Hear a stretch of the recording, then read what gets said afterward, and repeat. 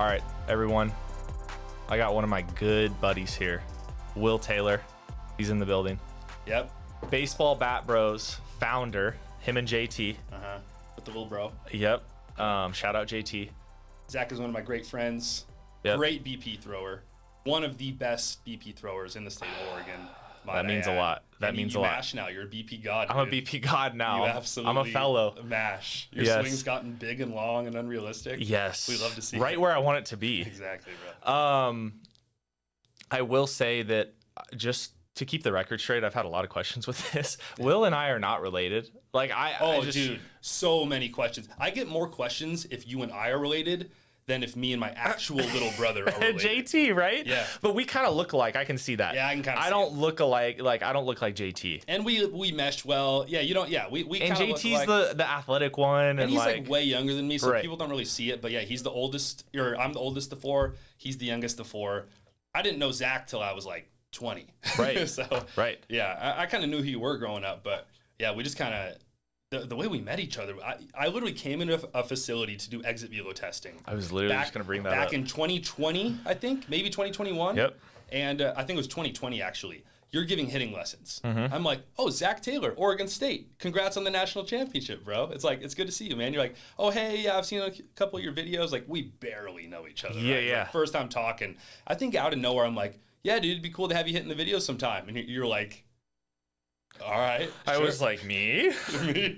Well, at that time though, that was when like it was really up and coming. Like Yeah, it was very new. like it was super low key. Which, Yeah. by the way, 401k followers on the main page. Shout 401,000, out bro. the Baseball Bat Bros. Unreal, man. I'm telling people that's about 399,000 more. And I say that because like ever even planned. when I came into the picture where we started, Yeah. like it was like not anything close to that. Like you didn't even know bro. where this was gonna go. No. Let alone, I was just like, I mean, but that's the cool part, and we'll get into that today. Yeah. I guess before we even like roll into anything, Yeah. it's cool. This is a really cool sit down because I want everyone to know, like, Will and I have had a lot of similar experiences with the game of baseball. Yep. Have both played in the Pac-12. Have both like had some resentment toward the game, but then also found kind of like a new light through the game of baseball too. Yeah, absolutely. So a long road for both of us, but I think you guys will appreciate verse, it's a lot different than what you see with him when he's creating videos. Like the high energy, like this is still someone that, has gone through a lot of hardships like within the game of baseball. And I think that's important to note. And I think it's important to talk about because I think there's going to be a lot of relatability, on the other side with some of those younger athletes, with college athletes, professional athletes. So it's really cool to hear. And, especially even content creators too, like that are doing it at a high level. It's like, these are people that not everything is like sunshine and roses all the time. Like things get hard too. So we're going to get into that. But first I want to reference, going back to when we started doing videos together. And I think like, I want people to know like truly like the purity of it. Yeah. And like how important. facts. Yeah. Like It's just real, man. it's real. And It's of like- course, right. It's gotten to a Yeah. point this is what you do. And Yeah. and this is your job 100% full time. But of course, like you're getting financially compensated, but I still feel like there's the purity to our videos. Like No, that dude, hasn't it's- changed. It literally hasn't changed at all. And that's why I love it so much still, is because honestly, bro, the cameras have got a little nicer. Yep. We hit a little better now. Now Yep. we have a pitching machine. There's a Rapsodo. We're all big league. Like we film in 4K. Yeah. But like as far as what we're doing, it's the same thing, bro. Yes. We've been doing the same exact thing as far as the way we make our videos since late 2019. Me and JT, Lil Bro, filming out at the 330 all around field. Crazy. We can't even hit there now. We've gotten a lot better, a Yeah, lot yeah. stronger. But it's the same thing, bro. And like I think early on when we had like no subscribers and like, well, we even if we had like, under 100,000 subscribers, like our channel wasn't big. We weren't getting mentioned by big brands. Like there was nothing newsworthy about it. Like people knew like, oh, these guys are honest. These are independent.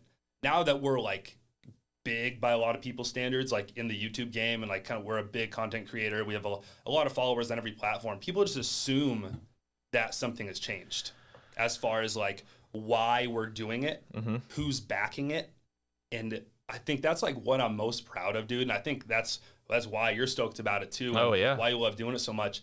We are just backyard hanging out, hitting BP. It is just a total backyard grassroots operation where we're just honestly saying what we think about bats and just doing what we love. And a lot of it is just, you know, forget like, there's a lot of like fear of criticism from big brands and just trying to shake that as much as possible. Absolutely. Trying to completely block that from our minds and really go back to being for the player and for the parent. That's why we started day one. Because honestly, dude, I feel like a lot of these big brands they're out to get you a little bit. For sure. They're selling good bats. They're helping you out, but they're out to get you a little bit, man. Especially with the marketing, the way they talk about their bats, the way they price their bats. They are not primarily for the player, for the parent. They're for their company, man. Well, they're still business too. Yeah, they're a business, and a lot of them are big businesses, man. So like a lot of them do a great job, and they could be way worse, right? But I think it was important for the baseball community to have people that are pro player, pro parent first, and is like disregardant of, you know, the baseball companies, because that's what we've never had. We've never had that, bro. No. Only like I can think of like Domingo Ayala, maybe, but he's like, you know, he's, but that was different. That's just comedy, you know, right. And you know, he's the man. But like, whenever somebody's talking about equipment, it's always backed by a manufacturer. It's always backed by a retailer, and that's been important from subscriber 1 to subscriber 400,000, and that's not going to change. So I think people just kind of people assume otherwise because we got big, but. Well, and I think we're good with it now. I remember even earlier on, like there'd be something like maybe there'd be a lot of hype around a certain bat, and I'm starting kind of like when we started, and I would like look at you and I'd be like, dude, I don't mess with this at all. Like, is it okay if I say this? And you're like, dude, say whatever you feel. Please say it. And so from then on, it was like always for me, like the true like third party, like it's so dope that we've like stayed consistent with that, and it's like.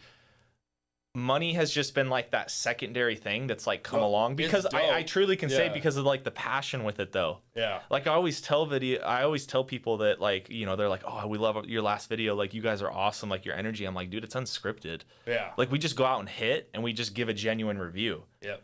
And especially now, and it's so funny, I always think about this, like, shout out Cam Clayton. That's the most straightforward dude when he's giving a review, to the point where, like, dude, you're like, dude, take it easy. Like, you're going to get some people really upset at you for this, bro. Dude, he just doesn't care. But, like, those are the personalities that we have on the channel, like, the core. And it's like, we have so much fun together. I still think about, you know, I'm going to bring up the Lake Ridge video. Oh my goodness. The Wood Bat Madness championship video. Shout out Bat Brochet. She was also there. Oh, the wife. The Bat wife. Yeah. She was filming all that. No, that like videos like that, like, and it's cool because we're just like, you know, we're in front of cameras right now. We're having just a conversation, and it's like bringing up memories that we've talked about so many times. Like the amount of times we film a video and you're like, dude, I just like looked up that Lake Ridge video from like a couple years ago. Oh yeah. You know, and like I just watched this to get me like hyped for this video. The energy's crazy. The film quality isn't even that good. The lighting's weird, but it's dead quiet. Dude, it's probably 11 p.m. It was late. I do remember that. There's like retirement homes around there. Yep. Lights are blaring. Dude, the lights are just blaring. No one's sleeping in the neighborhood. We're hitting tanks. The loudest crack of the bat. 20-foot bat flips. We're freaking out. Cam's throwing bats. Just like cussing and stuff because he's mad he lost the matchup. Actually, no, he won the matchup. Yeah, he won. No, dude, I got to rewatch that like once every 3 months just to maintain like that's our standard, man, of authenticity, purity, and energy. Yes. And like, and it's not hard. It's easy. It's easy to match that because we just have fun with it, bro. Because we're being honest with it. We don't have to pretend to be something we're not. And that was so funny. Back to what you're saying. You used to ask permission if you could be like honest about it. Yes, I did. Because I was like, I don't want to mess up the channel. I don't want to mess up what you're doing. Like, bro, this bat's whack. Is like, is it okay if I say this? Like, or like you'll say something. You'll make like some like, you know, good honest comment, and you'll like stop in like a good place for me to cut the video, and you look at me. Was that too far? You'll say that every time. And you're like, dude, no, that was perfect. Yeah, I was like, oh, dude, that was beautiful. But it's funny because now I feel like I'm at a point where I've gotten better with it and I'm way more comfortable. But I'm honestly, part of it is like, I don't really give a shit. That's where you need to be. You gotta say it with your chest though. That's the brand. Yeah, you have to say it like you mean it, man. Because like, you know, we're at the point now where we have like a responsibility and an expectation that you have to uphold it. One, we need to have integrity. Mm-hmm. We need to be honest, and we need to be accurate about what we say. Yeah, like we're held to a high standard now, and we kind of have like a responsibility to the people of baseball to be honest and provide them with quality info, man. And dude, props, you've done such a freaking good job at that. It's fun to have you in the videos, and we just got so lucky with the group of guys we had. Oh my gosh. And it's like, just these guys are amazing at it. Like the, co-founder of the channel, little bro JT, like he's not even doing the videos because he's in college. He plays baseball in Louisiana, and it's just so cool that we have the same energy, the same heart to the channel that we had 4 years ago, man. Yeah. And it's cool because like the last thing I'll say on that before we get into it is I still appreciate like your things that have changed, right? Like you're traveling around a lot more. Like you're going to different universities and like that's dope. And I still feel like within the group of us, there's no like, it's always like, hey, you want to do a video this day? We're like, dude, let's let it ride. It's like 2 days out. You know what I'm saying? Like there's no like competition or anything like that within a group. Like it's cool. Like everyone is so for the channel. Yeah. That it's like, it's not like, oh, it's just like Will and JT's thing or it's just Will's thing. Like truly I can say it's like not. It's just like genuinely like a whole group. Yep. It's like, you know what I'm saying? Like you're the conductor behind it, but it's like you also, I think you realize there's a part of you, like it can't just be you, right? It needs to be like other voices too, which is dope. I think it's important to acknowledge like all you have to do to be like a baseball bat bro or whatever is throw decent BP, swing it a little bit, kind of know what you're doing, and just be honest. Swing a lot of bats enough to the point where you know like kind of what is what, you know what like how different price points and materials stack up against all these other bats, and just be honest, dude. And 1,000%. Tell the camera what you think, and just get to the point where you realize that you're not doing this for yourself, you're not doing this for money, you're doing this for the baseball community. And that's like, that's more rewarding than making money, like to me, is being able to be doing something for the baseball community, and like to get recognized for it even is like, that's so dope, so dude. Cool. It's like, it's so cool. Like if I get like recognized at like an airport or something, it's like sometimes, guys would be like, oh my God, like, it's so cool to meet you. But most of the time it's like a dad that's like, oh dude, I bought this bat because of you. Yeah. And that is so cool to me, bro. I like 10 out of 10 times I'd rather have that than like somebody who's just geeking, wanting to take a picture with me, which is like dope too. But like, I love that like most of the time it's somebody that says, hey, I bought the Atlas because of you, bro. I bought the String King because of you. Or my son has the Rawlings Icon U-Trip because of you, and he freaking loves it. Or, sometimes like, dude, that bat wasn't good. What are you talking about? And we can have a good conversation about it. Which is great too. Yeah, I love that, man. It's just the baseball community is full of good people. Mm-hmm. It's a good community to be a part of, bro. And it's like, I think people finally understand we've done this long enough. People understand we're doing it for the right reasons. Yeah. And it's like, if people see us in public, they recognize that, and they talk to us and interact with us through that lens. Well, and the greatest thing, like the greatest reputation you can have is through word of mouth. It's not through like actual marketing. Yeah, facts. You know what I'm saying? Yeah. And that's what it's like in the baseball community, especially like, working at a performance facility. I'm around kids all the time. Yeah. And how many questions on a daily basis, like when a video drops and we have new rankings and they're like, Z, like, what do you got on this? Like, what do you got, what do you got on the Rawlings Icon? Like, tell me about it truly. Wait. And I'm like, dude, like, just wait. Yeah. So it's cool. Like, it's cool to have like those conversations, like you were saying. And again, it's like, it goes back to, it's like we're helping people out too. It's useful information. It's not just like comedy. It's not just like, we're trying to get views. It's not clickbait. Like truly, it's like for the people. Yep. Every now and then, like, we'll succumb to the requests of like a home run derby, or like if Rutch comes through, of course, we're not going to make Rutch review a bat. No, it's like, all right, like we're hitting with people want to see the man hit. Yeah, the people want to see the man hit. Like, let's figure out a way we can just hit, but also make it some sort of fun competition. Facts. So we'll mix in stuff like that every now and then, just because it's fun to do. But dude, like my perfect world, bro. Like my favorite type of BP session, we're reviewing some no-name bat. Oh yeah, I love that. That's my favorite. And it's at a backyard field in Oregon at like a high school or a park. It's at some like not very good field. Yes. And it's just me and you, or just one other dude, and there's no one around, and it's dope. It's and fun. No one knows we're there. No one gives a crap that we're there. Yep. And we're just being honest, hitting bombs. That's it. Unlimited baseballs. We don't have to shag. That's another weather, nice thing. No wind. Right. Yeah. Okay, moving forward. So I wanted to kind of get into our college experiences. Yeah, man. I think it's important. I don't even think a ton of people kind of know like maybe your whole college experience and like where you went to school. I still get questions all the time. Yeah. So I played at University of Utah. So the hat, baby. This is the OG hat. I think these were like my freshman year. It's all salty and stuff. We had Under Armour hats, but our coach let us sick. They let us buy New Era hats. Okay, that's big league. Yeah, it was big league, bro. So it still fits. I kind of have to squeeze it on, but I joined at the University of Utah in 2012, which was the first year we joined the Pac-12. So it was so fun coming in because it was like, oh, wow. So growing up in Oregon, right. I mean, like our D1s, we have 3 D1s, and one of them's kind of small, University of Portland, but everyone is a Duck fan or a Beaver fan, University of Oregon or Oregon State. So the Pac-10, which then became in 2012 the Pac-12, like that was such a big deal. So I was so psyched going in. And that first year, dude, I remember our record. You can actually go look this up. The Utah Utes, 14-42. Oh. First year in the Pac. And that's coming off successful years in the Mountain West Conference. Yeah. Just goes to show how just alpha of a conference that has been. And I think it's even taken a step back in recent years, but dude, especially like, I would say, 2012 all the way up until like 2020, and just way back into the 90s and 80s and 2000s, like that conference, that was like SEC level competition in terms of baseball. For sure. And that was so wild, bro, going from Oregon 6A high school baseball to Mark Appel. Yeah. James Caprillion. Dudes, Adam Plutko. Like Matthew Boyd, Ben Wetzler, Jace Fry. Like, what? Yeah. Like the Arizona national champion. My freshman year, Arizona won the Natty, 2012. Dogs. Alex Mejia, I think was his name. Best defensive shortstop I've ever seen in my life. And he got big league time. He played with the Cardinals. Yeah. That guy, he could have not had a glove and just barehanded everything. He still would have filled the ball. He was that good. I feel that. I've never met the guy. Seth Mejia Spreen. Mm-hmm. I don't even know if he played big league ball. Most pop I've ever seen out of a dude.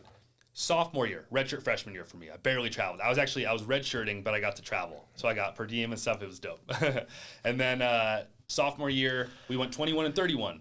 Big upgrade. I was redshirt freshman. Got a little bit of PT, but UCLA won the Natty. So it was just so cool being around such outmatched competition for me, bro. Like it was it sucked because I couldn't beat them, but it was cool just to be in the presence of future big leaguers, man.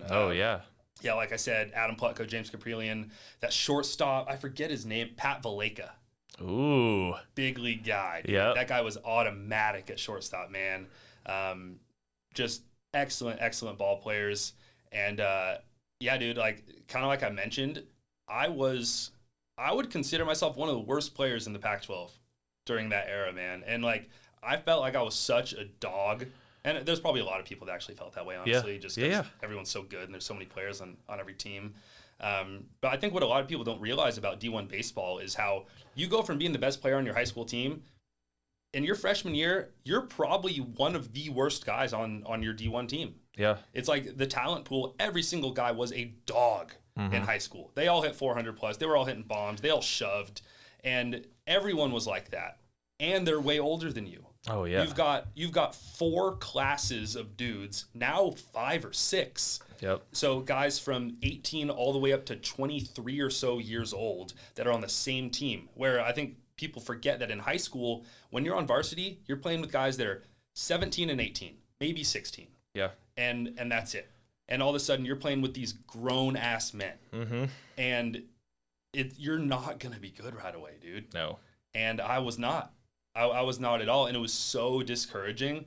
And it, like, for the first couple of years, man, like it was so cool just to be there and to go on those road trips and sit on the bench and catch bullpens and watch my team play these national championship teams. But after a couple of years, man, of like not playing that much, by the way, biggest accolade, career batting average of 1,000. Crazy. 4 plate appearances, 1 intentional walk, 1 quality legit walk. Big situation against Stanford. 2 singles. Yes. 2 singles. 2 RBIs, baby. Yes. And so every chance I got up, I delivered. But just honestly, there were 2 guys in front of me always that were there. Connor and AJ. Shout out, boys. Parker Moore and JoJo Chirard, dogs. That were just bigger than me. Similar tools that I had, bigger, stronger, more experienced. Yep. And it's just some stuff I just couldn't control. I did everything I could, man. And there was just a certain level where I couldn't really break through. And had I given myself more years and worked harder over time, could I got there? Maybe. But sitting on the bench for those 2.5 years, man, I hung up the cleats after the fall of my 3rd year. So I played 2 full seasons, a fall, and then told coach I'm done. And coach was so cool about it. He even gave me like a 90-day window, bro. Like, if you want to come back, you have 90 days. We're going to take you back because I want you to think about this. Because I'm sure he understands, like, guys will quit and really regret it. But I felt so good about it, man, because after those couple years of just watching other people play and watching other people achieve and feel like I was doing everything I could and I could not get over the hump, like, that was discouraging, man. And it feels like when you're really putting a lot of effort into something and you don't see progress, I feel like it'd be similar as a content creator, bro. If I was like putting out bangers and I was just wasn't getting traction, I feel like I would be discouraged. And that's kind of how I felt in baseball. And I hung up the cleats and I felt good about it because I lived in Salt Lake City, Utah, man. Like, if you don't know, that's a cool place to live. Oh, yeah. There's so much to do as far as outdoor stuff, bro. Like, it's great. Like, I remember playing slow pitch softball for the first time. I was the best guy in the state. Like, it was awesome. It felt so easy. I was able to just, spend my time doing other stuff.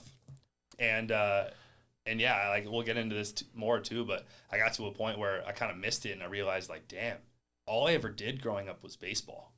And that was actually kind of a roadblock for me, was like, all right, next step, you're done playing baseball. You have a 1.5 years left of college. What are you going to do with your career? And I was like, what am I good at? Like, I don't know what to do. Like, what am I even good at doing? I have not done anything in my life except baseball. Yeah. Like, one thing I think is funny, in my life, I've lived in Portland, Oregon and Bend, Oregon. And then I went to college in Salt Lake City, Utah. And those are 3 of like the best cities in the world when it comes to skiing and snowboarding. Yeah. And all my homies, like, big skiers, big snowboarders, even in college. Never in my life have I even seen a ski resort. I don't even know what it looks like. Yeah. Until recently I finally drove up to Mount Bachelor. It's sick. It's pretty dope.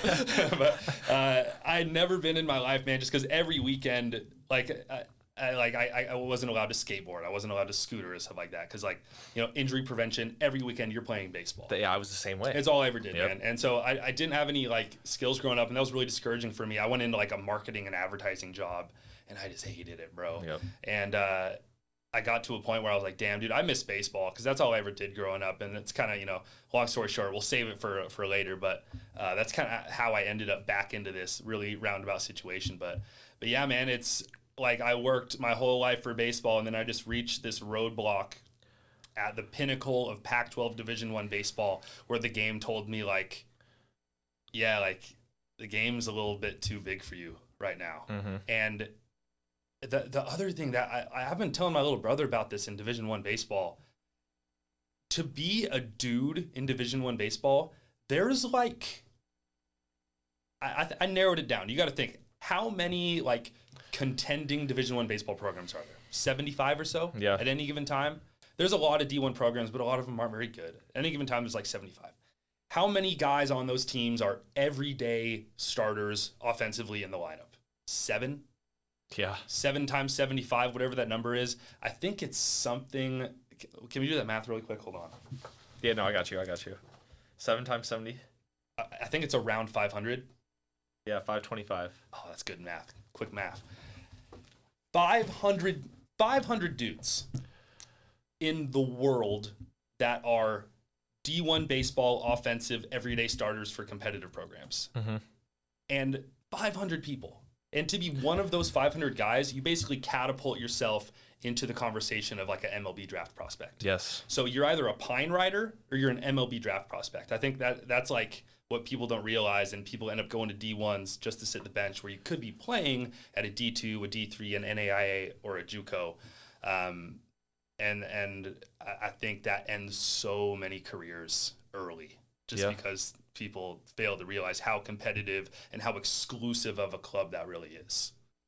Yeah, dude, no, that's no joke. That's like good perspective too. Yeah. I think it's cool, like, if I rounded up kind of like what you were saying, especially like on your career too. It's like the insight you had at such a young age, which is hard because it can get clouded because, like, that's all you're doing every single day. Yeah. you know, especially dude, at a high level. The perspective, like you said, it is, you're in your own little echo chamber. Yes. You don't get really an outside look on what you're doing. You are doing the same thing every single day, all day. Yeah. And you never get out of it, dude. No. It's like you can almost think about it as like a corporate job at certain times. Yes. Like it's like that. It's almost militant for in a some kid. ways, Yeah, bro. no, it is. Yeah. It is because it's so structured in what you're doing because like everything is focused on baseball. Yes, like everything. And I will say, especially when you go to a baseball school, I get it. Like, you know, you can go there for maybe a certain degree, whatever it may be, but like you're going there to play baseball. No, like we went to sports schools. Yes. We went to state universities. Yes. University of Utah,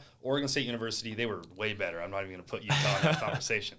But you go there to win and develop as an athlete. Like Utah, it's more like football, right? But basketball, gymnastics, but even baseball, they're really trying to build that. And like even your school, your classes, you're trying to pass your classes just so you can play baseball. Yeah. Just so you can like, you know, stay on the team basically. Oh, like, it's crazy. Yeah, you know, unless you're like, there was like 2 guys on our team that had like an engineering degree or something like that, or someone that was in like pre-med, but most dudes were just doing communications, psychology, sociology, parks and recreation, lots of that. Yeah, a lot of that. Just so they could pass their classes to play baseball. Not even a thought of what their life's going to look like after. No. Which is kind of scary to a certain extent too, because like no matter how good you are, even if you go on and you have a 10-year big league career, it's like that's still such a small portion of your life. Yeah. And it's like you have to be aware. It's like, what are you going to do with the rest of your life? Because even think about the percentage. Okay, you take 500 of those guys. Yeah, you got 500 guys. We're just talking offensive guys. But pitchers, there's a lot more. Obviously. Now, I would say life-changing money is, we will just say the first round. Oh my God, yes. Right, first round pick. It's so small. Now think about that percentage. Yeah. Right. And it's like, dude, that's like you cut that into maybe like that's maybe 15%. You have 30 guys a year, bro. That's it. That's it that are getting life-changing money. That it's even arguably like you're starting to tap into that bonus based on the lifestyle that you want to live and, you know, you still have to make it up to the show. Yep. And that pool doesn't even, that's not even just taken out of the 500. Yes. That's plus all the pitchers, plus all the high schoolers, plus all the Dominican dogs. Yep.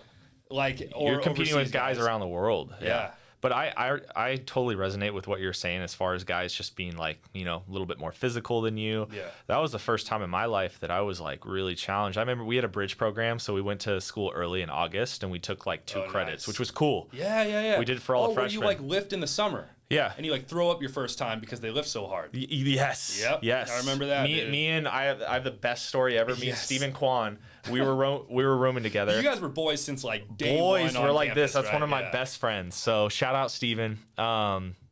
Dude, so we were staying with 2 basketball players at the time. And we would get done with weights and dude, we would just lay in bed. Like we were so beat because both of us didn't work out like that. Apart. And we're just like looking at each other like, dude, I can't even move right now. And we got to do this shit again for the next 3 days. And we're days. Just staring at each other like this, like, like haven't washed your like gym clothes in like a day or 2 because we're freshmen. And we don't know how to take care of yourself. Yeah, it's just rude awakening. That first lift, bro. Dude. That first lift. It was the summer even. It wasn't even like, not even all the guys were there. It's like they had like a lift like for the incoming guys that wasn't too hard. Oh my God. We had our own program just so we could do it. Yeah, the supersets and stuff. 5 sets of 10 squat, increasing weight every single time. Like, bro, plus like 70 different lunge variations. Yeah. Well, and then we're going to the field, right? So all the freshmen are going because we can't be with the team yet. It's like rules, whatever. I'm like, everyone's, you know, I take my BP. I was like, man, I had a pretty good round. Like, I'm hitting balls in the gap, like kind of low line drives. I'm hitting liners, dude. Trevor Larnach comes up over the scoreboard, deep center. And I'm like looking around, like trying to play it cool, but I'm not cool. Yeah. Like, I'm like, how am I going to compete with this dude? And it just looks like low effort too. It was but that was like, that's a dude, you know? That's a dude. And now he's like, looking at what he's doing in the big leagues. Yeah, like he ended up all But right. you don't know at the time. No. Like, I didn't know what a big league That's your competition. Yes. That's your competition at first base or the outfield or whatever. I'm like, this guy's going to blow me out of the water, dude. Not even close. Yeah. So it's funny to look back and see where those guys are now, you know? Oh, I know. Thinking at the time. It's kind of nice. Like, when they make the big leagues, I was like, all right, good. You're like, this is cool. This is dope. All right. That guy can beat me. I'm right. fine with that. Absolutely. But I guess moving forward though, what we talked about. So we both got to a point, and I've talked about this before in previous podcasts, where like I really got kind of like fed up with the game. And for me, it was just a little later. Like I did 2 years of indie ball, and I even realized in indie ball kind of what you were talking about. Like guys were putting up stupid numbers, like hitting 360. We had a guy on our team that hit around like 350, 360, had like 15 pumps, and I'm just like, he's not even getting a sniff. Like, by most people's standards, he did enough to make it to the next level. Yeah. Like, excelled in that league. And so it's like me, it's like, you know, I hit around 240 and like didn't play every single day. Yeah.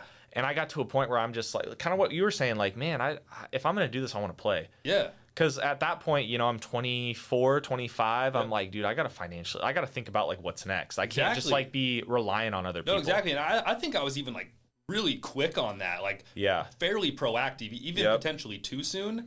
And I think we have like good kind of contrasting stories in terms of like, a lot of people, like, you know, my dad would say like, I hung up the cleats too soon. Yeah.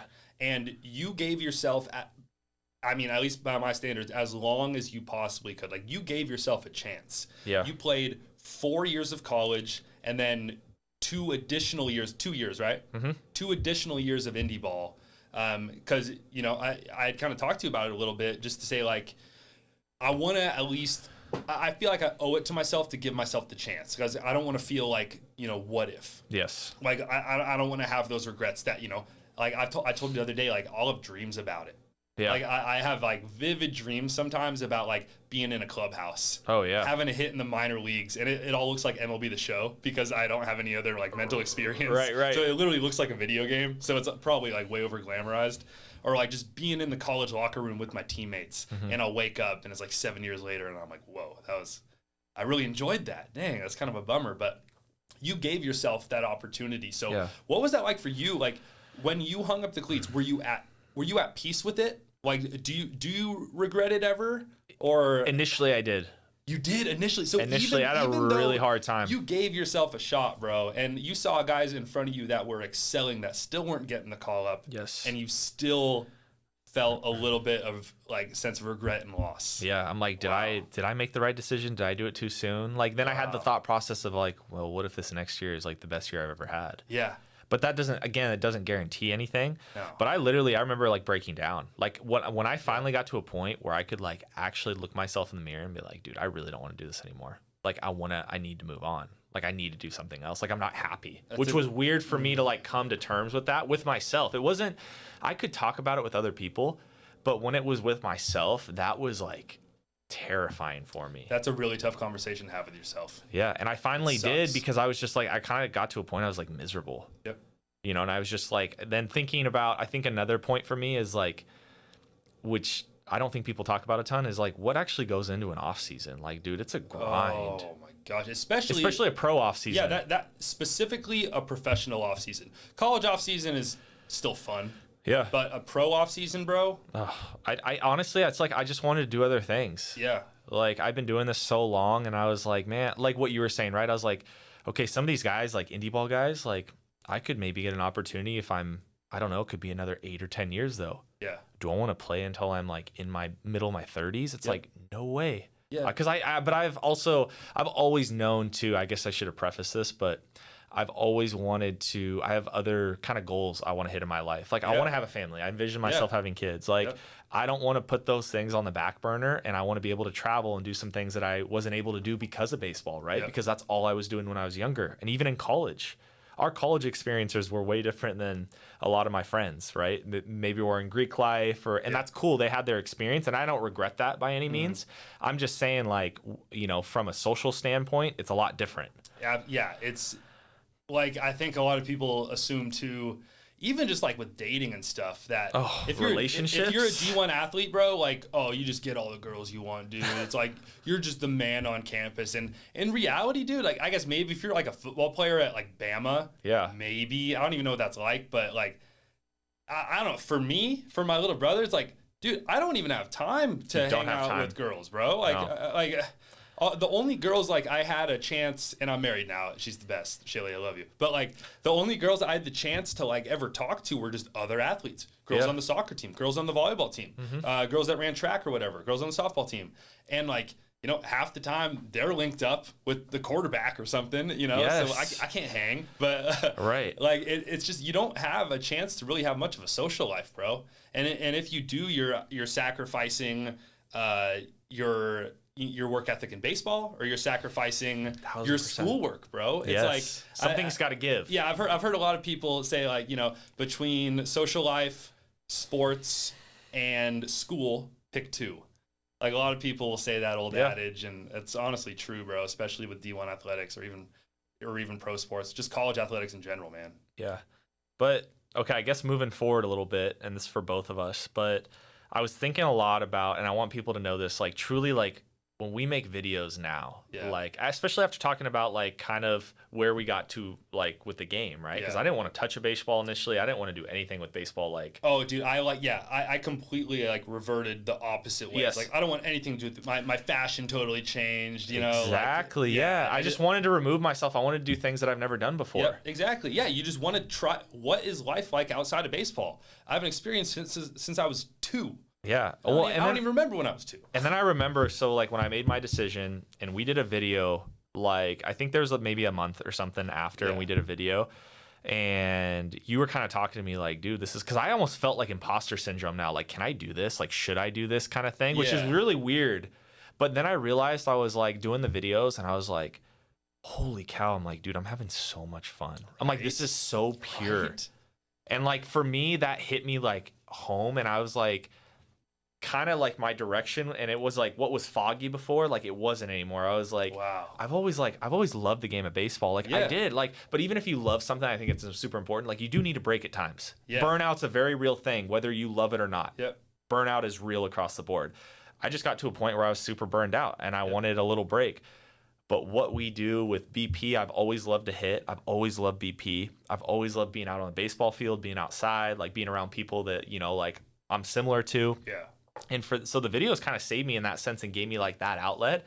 So, and I think I maybe have said this to you, but if not, like I'm super appreciative like of what I've been able to do with you. And like honestly kind of got me in a time when I was like super low and down, and it kind of like brought me back up, and I was like, no, holy shit, like this is dope. Like I can do this.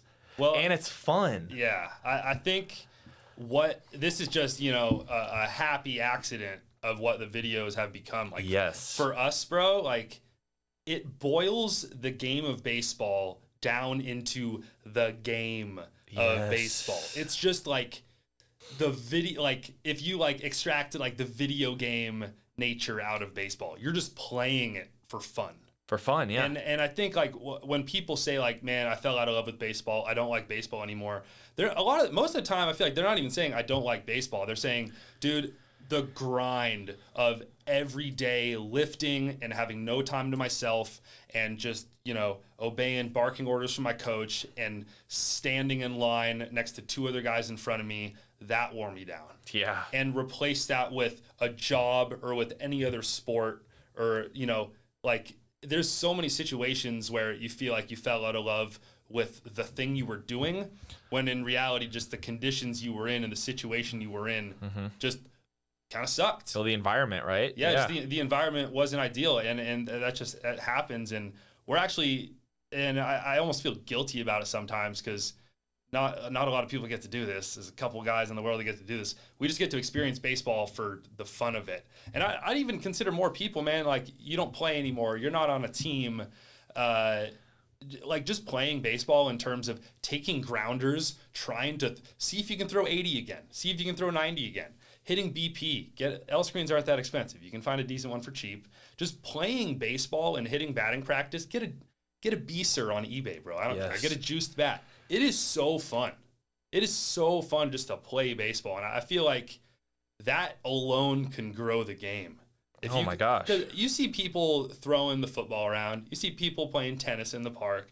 You see people kicking the soccer ball around. You don't see a lot of people playing baseball just for the fun of baseball. Yeah. Because you're not really taught when you're playing baseball how to just have fun playing baseball. Right. It's all about what's next. What's the next goal? Yeah. Playing as a team. And like we're individually having fun playing like the real life equivalent of wiffle ball.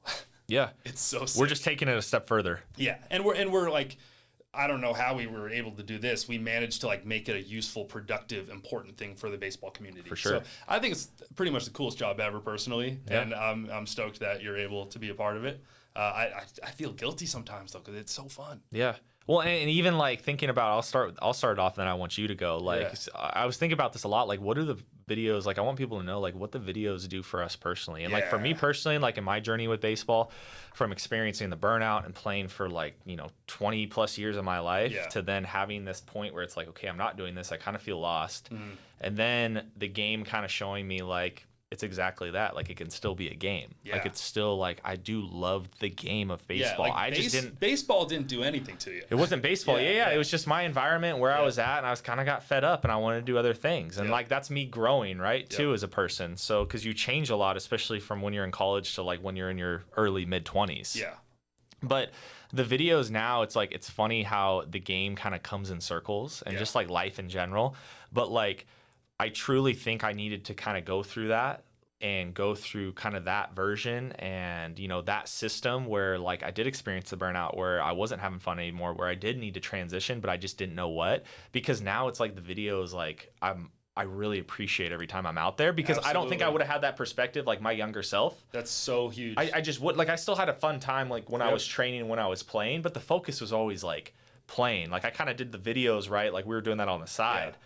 But then when I got out of baseball, that's where I'm like, oh man, like this is truly fun for me. Exactly. And I think like what you said is perfect, man.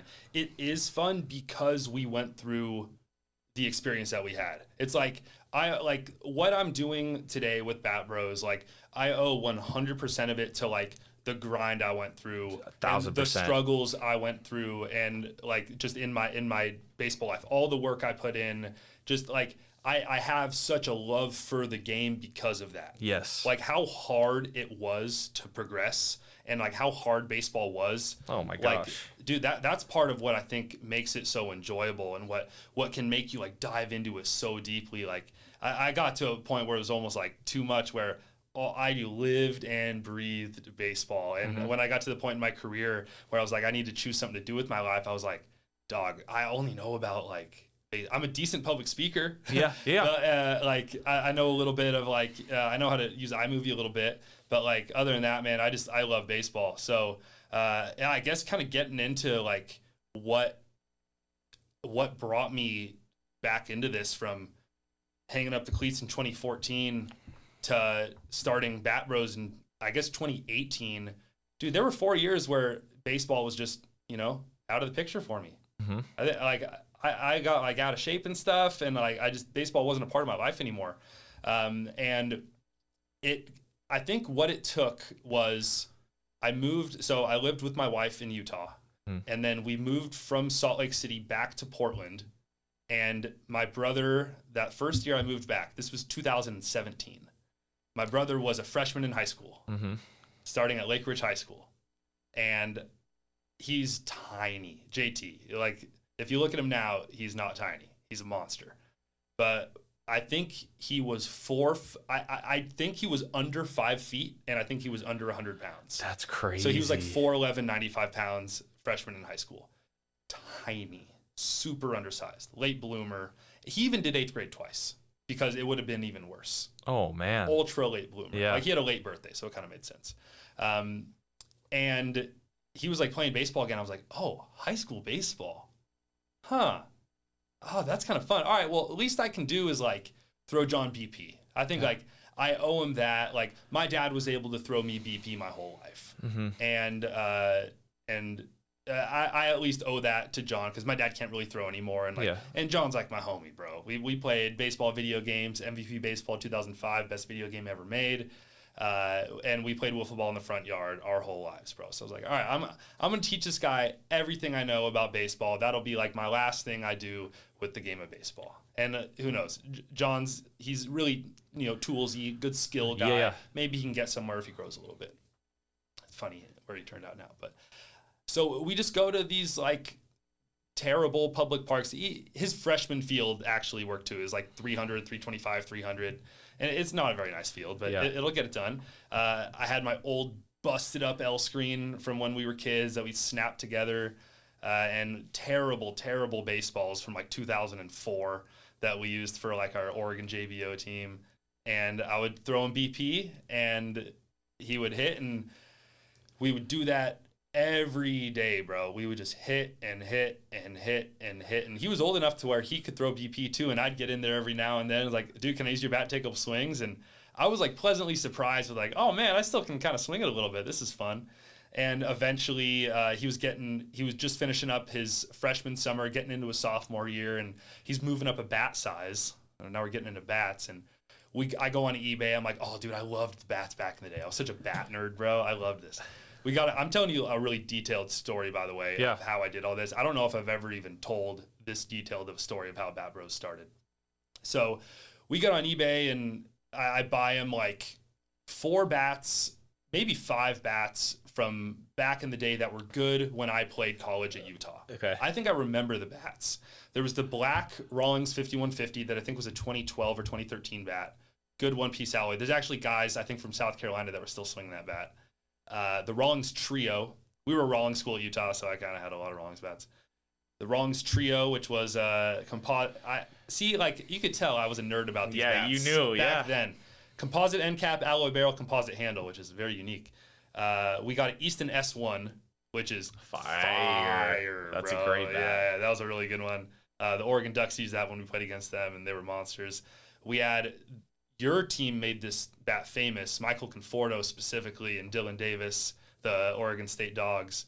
The 2014 DeMarini Voodoo Paradox, where like that was a hot bat. The end cap paint would always peel off. The Tyler Malone bat. Yes. You know what I'm talking about? Oh, yeah. Yep. That's why we swung that bat, because of Conforto. Yeah. Oh, dude, Conforto was the coolest guy on earth. Trevor swung that bat also, by the way. Oh, yes. Yep. Dude, we thought Conforto was a god when we played against him. Yeah. That was the best hitter I'd ever seen in my life to that point. Crazy. And big leaguer. Once they make the big leagues, that makes you feel good. So we buy a few bats, and John would test them out, and he'd hit them all, and I'd be like, oh, dude, it looks like you really swing that one well. And I wasn't making much money at the time. Right. So we would take these bats and like, all right, I guess we got to put these back on eBay and make our money back. Because like, dude, spending like $200-$300 on bats, I mean, they were probably $50 to $70 a pop. Like, that was a lot of money. That's a lot of money for a 25-year-old dude that like isn't making much money, you know? Yeah. So like, all right, I re-gripped them, put them back on eBay, tried to sell them, and they're these old bats that nobody wants, so I couldn't sell them. I was like, shoot, my wife's gonna be so mad at me if she finds out I spent $300 on bats. So what we did, this is the first ever Bat Bro video ever. We went to John's little crappy freshman field. Dude, and I like deleted a lot of the videos, which sucks. I really wish I had these. I have glimpses of them. I think I have them like an Instagram story for him that I can bring up. But we went onto the field, and I had John do it because I wasn't a very good hitter. I ended up doing some of them later on, but I was like, all right, John, can you just talk to the camera, say what the bat is, and then just take like 3 swings, try to catch 3 barrels, and just be like, all right, here's the bat. We're selling it on eBay. Go check it out. That is how we tried to sell the bats. We made these little 90-second YouTube videos where we had just first try ever. We just kind of set the angle, and that ended up kind of being the Bat Bro angle, and just filmed it on my iPhone 8 or whatever I had back then. That's hilarious. And we posted them on YouTube and tried to sell the bats on eBay through those videos. And I put them up on this channel. I think it was like an unnamed channel. And like I left them up and forgot about them, and eventually the bat would sell, so it actually kind of worked. And I forgot to take the videos down. And I just remembered a couple months down the road. Yeah. I was like, oh my gosh, I left those videos up on YouTube. Like, that's funny. I'm going to see if they have any views. I remember there was one, it was a Marucci AP5 wood bat. It had 5,000 views and a bunch of really positive comments like, oh, you guys are studs. You guys should keep doing this. Can you guys swing this bat? Can you guys swing the Meta Power? And I was like, what? Did we just accidentally do something? Like, did we just like find like a niche that nobody's touched? Like, these are these are terrible videos. Yeah. This is not very useful or entertaining. Like, we're trying to sell a bat on eBay for $70. Yeah. And people thought it was like useful and helpful just to see the bats being used by somebody that kind of knows what they're doing. John's a sophomore. I'm a washed up, not good player. So next thing we do is we buy a really expensive bat for John. I think it was like a sophomore, junior year. We buy a Meta Power for like $500. Mm-hmm. Not a good bang for your buck, by the way. I wouldn't do that again. We make a terrible, I think I still have this video that we can show. Terrible video. Indoors. I did the unboxing in my backyard on the front-facing camera of my MacBook Pro. Yes. It's trash. Yes. This is a garbage video. It got 80,000 views in like a month. That's and I was crazy. like, I thought like, back then that was viral to me. Like, I felt like an internet sensation, right? And it's like, that's like a mid video for us now, which is crazy. But we talked about the bat, how we felt about it, and we didn't even have anything to compare it against. It wasn't a good review. Right. Like, we're like, oh, this bat has so much pop, no data, nothing to compare it against, not even a good review, and people loved it, man. People thought it was so helpful and so useful just to see other people swinging a bat and saying how they felt about it and giving them something. Because you know how it is growing up, bro. Like, you can't review a bat. You can't, like, test out a bat. No, you can't. Dick's Sporting Goods isn't going to let you, like, hit baseballs with it. They might let you hit light flights, but that's nothing. It doesn't do anything. Yeah, it doesn't do anything. So you can't actually try out a bat except for waggling it or seeing a guy swing it in college and be like, that thing looks good. Well, let alone get like 100 swings on it too. Exactly. See how it's going to bro. perform. Yeah. See how that weighting works for you. Like, there's no like good guideline for like sizing a bat either. For sure. Like, just nobody had that, and we accidentally ran into it just by, you know, it's like everything in the universe aligned to where we were able to do this. That's awesome. And we, like, honestly, we accidentally stumbled upon it. Yeah. And we got to be the people. Somebody was going to do it eventually. Yep. We just got lucky enough to be the people that are doing it. And here we are, bro, 4 years later, doing dang near the same thing. I love it. Getting a bat, reviewing it, telling people what we think, and it's helpful to people. And we just do it a little better. Yeah, that's dope. Well, even to wrap up, like, and it's kind of what you were saying on the story. Like, appreciate you sharing that. That's dope. Yeah. Like, right. and I think it's cool for the people to hear too. Yeah. Like, but if we talk about purpose and like behind the videos, and I think you explained it pretty well with that story. Yeah. But it's really about, like, hopefully you understand I truly feel like and I can speak for you on this, but it's not about us doing the videos. It's not about like us being behind the screen. Like, honestly, we do it because like it's helpful to the kids. It's helpful to, you know, the viewers that are like tuning in that like really want help making a decision and want some knowledge on like bats that you can't really get anywhere else. Absolutely. And I mean, that's honestly, that's like my why behind why I do it. It's because you can help other people. It's not about me. Yeah, absolutely, man. And yeah, like you said, I have no interest in being like famous. I actually don't like it's, you know, if there's anything that's going to be famous, like the brand and the why behind Baseball Bat Bros, that can be famous. I'm cool with that, man. But like, it's not me and it's not you. It's like, again, like I said, anyone can be a baseball bat bro. For sure. Anyone can be on the channel as long as they're being honest, they can swing the bat a little bit, and, you know, they have a decent energy, right? It's about helping people out and serving the baseball community. And kind of back behind the purpose of like why I got into it was, I remember back when I had an advertising job, this is kind of back to how I got into it, but so back when I had like just a marketing and advertising job, I wasn't like when I was doing, I remember I would always talk to my wife about this. I had a note in my phone that said baseball business ideas. That was the title. That's sick. Yeah, bro. And I had a bunch of like listings on there. No way. Hitting lessons was one. You know how hitting lessons are, bro. You can do hitting lessons, but eventually, like, you got to be like a special type of person to be able to do a lot of hitting lessons as like a full-time job. Like you've even done that, and it ain't easy, bro. No, it's a grind. That's like babysitting on steroids. It's a grind. It is a grind. That is extremely difficult to do long-term and really enjoy it. But I mean, it's still good. Like you're offering quality information and value to the baseball community. So it's fulfilling in that way. But hitting lessons, there was like creating a training tool, but I'm not an engineer. I don't know what that would have been. And then the third one was open a baseball bat retail store. And that was like dream scenario for me. Yeah. If I could open my own sporting goods store and be the guy behind the counter and have a bunch of bats and baseball gear and be the guy that recommends like, hey, like, you know, what type of hitter are you? What kind of bat are you looking for? What's your price range? This is a really good bat for you. So I had a pre-existing passion for working in baseball, specifically with bats and helping people out and providing some sort of value and information in that space.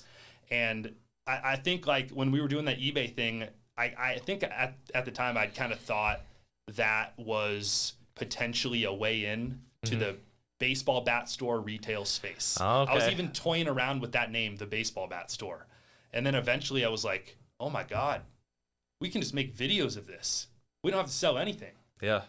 We can just literally make videos talking about bats, and apparently people are going to like it. Yeah. And that's it. So now that just leads into the purpose of why we do it, man. It's I get to play baseball. I get to have fun enjoying the game of baseball, but I also get to like actually be an important part of the baseball community and provide value to people and help people out and help people, you know, pick bats and get insight on bats that they wouldn't be able to get otherwise because retailers don't really let you do that. And almost like, you know, this is like a big word and it's not really, you know, it's not really this big of a deal, but like almost kind of protecting consumers from the brand. Yeah. And like making sure they can like see through the smoke. See it for what it is, right? Yeah, and like see through all the marketing jargon. Yep. I freaking love it. It's so funny when we were reviewing the Vapor bat. Yes. The tagline, vaporize your enemies. Yeah. Worst bat I've ever swung in my life. Yep. So there's just a lot of marketing and a lot of stuff behind the bats. Like they're going to say every bat's good. Yes. You know, and there's a lot of people selling the bats. Like they don't have any incentive to sell you the right bat or the best bat or the best bang for your buck, man. So I just realized when people were like, dude, these videos are really good. We like them, do more. It's like, oh my gosh, there's nobody that is giving a neutral voice to the baseball community about baseball equipment, period. Yes. So let's try it out. And I love it, dude. I think it's the coolest job in the world. No, man, it fires me up. I mean, you're honestly a big reason people don't know this either. Like, man, why did I even start like a vlog or why did I even start like a podcast? Oh, dude, I recognize so much freaking talent and that you'd be good at doing that right away. It's just, It sucks, man, because there's not a lot of jobs in baseball. Right. If you want to work in baseball after college, you're probably selling tickets for a single A team. Yes. Out in some tiny town. Yep. And like you're doing hitting lessons, or you're working for some travel ball facility, or you open up your own travel ball facility and you're competing with 7 others in the area. Yes. So it's like, it ain't easy to go into baseball, dude. And no. I feel very privileged, and you know, I feel like a lot of it is just right place at the right time. A lot of it is luck that I ended up doing this and that we're able to do this kind of thing, man. 1000%. And I'm grateful that I'm able to offer value to people, because I feel so lucky. Like the last thing I would do is try to abuse it. Right. By making it about me, man. I feel like I owe it to the baseball community. The baseball community gave me this platform, and I'm going to use it for the baseball community. That's my take. I feel the same way. I feel the same way with this. I mean, the videos that we started to do, it's like Baseball Bat Bros is honestly the reason that kind of gave me that settled push. Like, no, it's okay. You've always had this idea, like, it's okay that you can explore this. Like, you can do this. Yeah. And you can do it at a high level, Absolutely. too. But again, it's going back to, like, this isn't, if I would never sit here and say, like, oh, this is all, like, my original idea. Like, I should do this. Like, dude, this was, like, kind of what was like put in front of me, like through the Baseball Bat Bros, through just like the baseball community in general.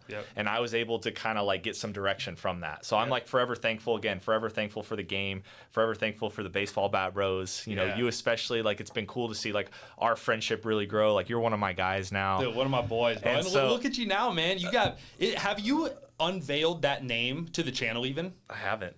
So if you guys see the shirt Zach is wearing, this is not just some random piece of apparel.